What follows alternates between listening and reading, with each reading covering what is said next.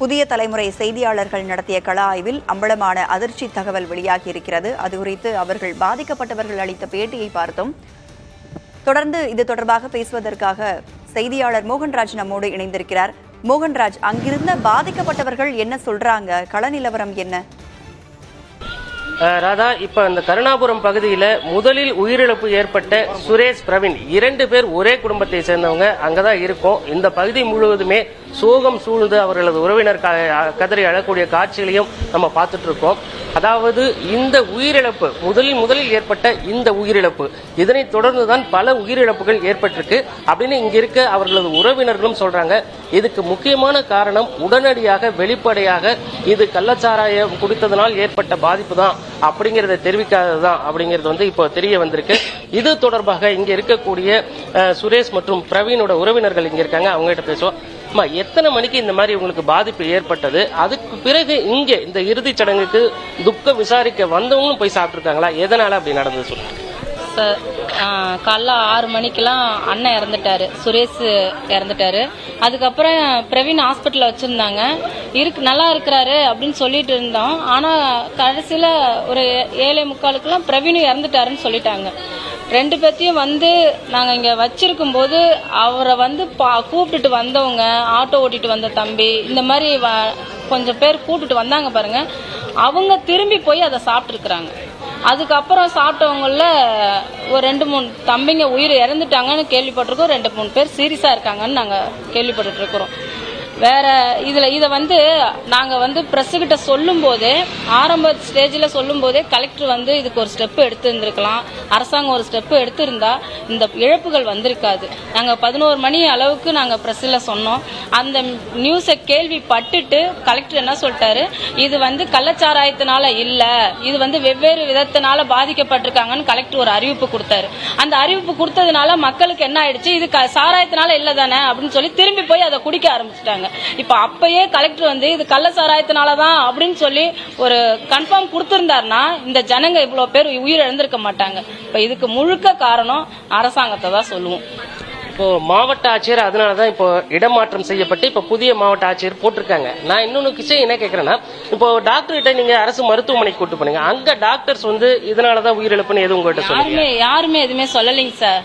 அவங்க இறந்துட்டாங்க கூட்டு போங்க, இறந்துட்டாங்க கூட்டு போங்க, இவ்வளவுதான் சொல்றாங்களே தவிர இதனாலதான் இவங்க இறந்தாங்கன்ற ரீசனை சொல்லவே இல்லை. ஆனா கலெக்டர்கிட்ட மட்டும் சொல்லியிருக்கிறாங்களோ என்னவோ எங்களுக்கு தெரியல. கலெக்டர் மட்டும்தான் சொல்றாரு, ஒருத்தவங்களுக்கு பிக்ஸ் இறந்துட்டாங்க, முத நாள் ஈவினிங்கே எங்க பையனை கூட்டு போய் ஹாஸ்பிட்டல் அட்மிட் பண்ணி நல்லாயிட்டு வீட்டுக்கு வந்துட்டான்னு சொல்லியிருக்கிறாங்க. இது கலெக்டர் ஒரு மாவட்ட ஆட்சியரா இருக்கிறாரு. அவர் தீர விசாரிச்சுட்டு எதையா இருந்தாலும் பேசணும், வாய்க்கு வந்தபடி பேசிடக்கூடாது. இல்ல, இது ஒரு பொய்யான தகவலை அவர் பரப்பி இருக்கிறாரு. இதுக்கு காரணம், இப்ப இத்தனை பேர் இறந்ததுக்கு காரணம் இங்க இருந்த முன்னாள் கலெக்டர் தான். இப்போ இவங்க குறிப்பிட்டிருக்காங்க, இந்த துக்க நிகழ்வுக்கு வந்தவங்க போய் சாப்பிட்டு இந்த பாடி இறக்கி வச்சவனே போய் சாப்பிட்டாங்க, அதன் பிறகு துக்கம் விசாரிக்க வந்தவங்களும் போய் சாப்பிட்டுருக்காங்கன்னு நினைக்கிறீங்க? கண்டிப்பா சார், கண்டிப்பா சாப்பிட்டுருக்காங்க. என்ன காரணம்னா, இவர் சொன்ன அறிக்கையில அதனால இல்ல அப்படின்னு சொன்னனால, இங்க ஏதோ ஒரு சாவுன்னா நல்லது கெட்டது எதுனாலும் உடனே என்ன பண்ணுவோம், மதுபானம் அருந்தது தான் இங்க வேலை. அப்படி இருக்கக்குள்ள துக்கம் நடந்தது அப்படின்னு உடனடியா போயிட்டு என்ன பண்ணிருக்காங்க, சாப்பிட்டுருக்காங்க. இந்த காரியம் சொன்னதுனால, இல்லன்னு சொன்னதுனால, இந்த சாராயத்தினால சாவல, அவங்க வேற ஏதோ வயிற்று போக்குனால வேற ஏதோ காரியத்தினால அவங்க செத்துருக்காங்கன்னு சொன்னோன்னே மற்ற ஜனங்களும் என்ன பண்றாங்க, மறுநாள் போயிட்டு அப்பயே சாப்பிடுறாங்க. சாப்பிட்டவங்க இன்னைக்கு காலையில நிறைய பேர் இருக்கிறாங்க. முந்தா நேற்று சாப்பிட்டவங்க நேற்று நைட்டு இறக்குறாங்க. இந்த துக்கத்தை விசாரிக்க வந்தவங்க சாப்பிட்டுட்டு இன்னைக்கு இறக்குறாங்க சார்.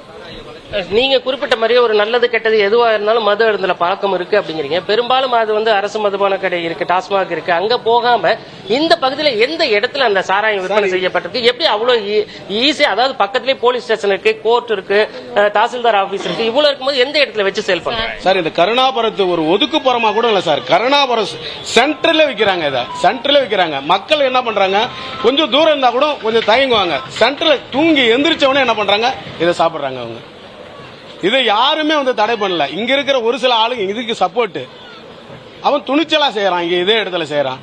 இதை யாரும் தடை பண்ணல. இந்த அளவுக்கு சப்போர்ட் இல்லாம அவன் அந்த இடத்துல விற்க முடியும்? ஜனங்க வாழ இடத்துல வீட்டுல வச்சுட்டு விற்கிறாங்க. இதை இன்னொரு விஷயம் என்னன்னா, போன வருஷம் நம்ம விழுப்புரத்துல 13 பேர் இந்த கள்ளசாராயத்துல தான் இறந்தாங்க. ஆனா அப்பயே ஏன் அரசாங்கம் தடை பண்ணல கள்ளசாராயத்தை? இப்போ ஒரு கோர்ட் பக்கத்துல இருக்கு, போலீஸ் ஸ்டேஷன் பக்கத்துல இருக்கு, மெயினான இடத்துல நடு மத்தியில விக்கிறாங்கன்னா அப்ப அவங்களுக்கு கவர்மெண்ட் சப்போர்ட் இல்லாம விற்க முடியாது இல்லைங்க சார். ஒரு பயம் இருக்கும், போலீஸ்காரங்க வந்துருவாங்கன்ற ஒரு பயம், எந்த ஒரு அச்சமும் இல்லாம நடு தெருவுல விக்கிறாங்க. அப்ப இத அப்பயே போன வருஷம் 13 பேர் இறந்தப்பயே தடை பண்ணிருந்தா இன்னைக்கு 33 பேர் இறந்திருக்க மாட்டாங்க. அன்னைக்கு தடை பண்ணாததுனாலதான் இன்னைக்கு 33 பேர் இறந்து நிக்கிறாங்க. ஏன் அரசாங்கம் இன்னும் இதை தடை பண்ணாம இருக்காங்க?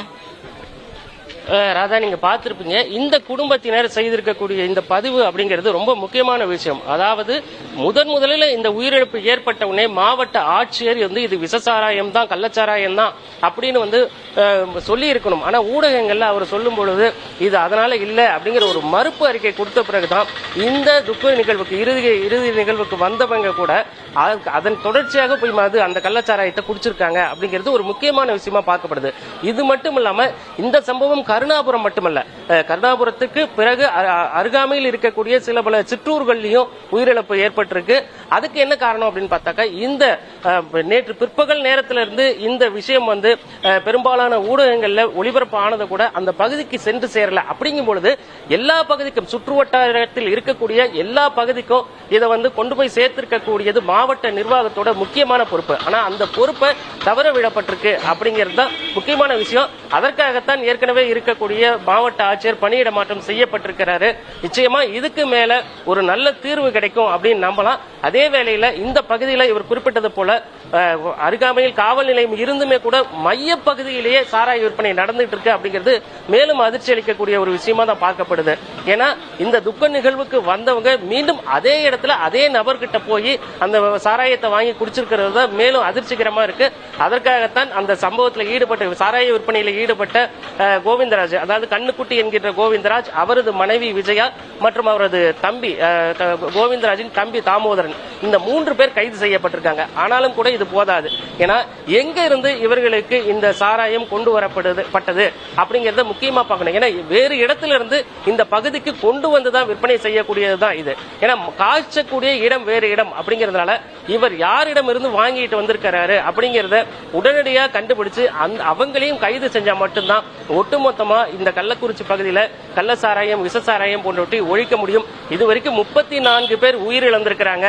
இந்த சோக சம்பவத்துக்கு அரசு உடனடியாக போர்க்கால அடிப்படையில் நடவடிக்கை எடுக்கணும் அப்படிங்கறத ஒட்டுமொத்த மக்களோட கோரிக்கையாகவும் இருக்கு. ராதா, நிச்சயமாக மோகன்ராஜ், பாதிக்கப்பட்டிருக்கக்கூடிய மக்கள் நிறைய குற்றச்சாட்டுகளையும் நிறைய புகார்களையும் சொல்றாங்க.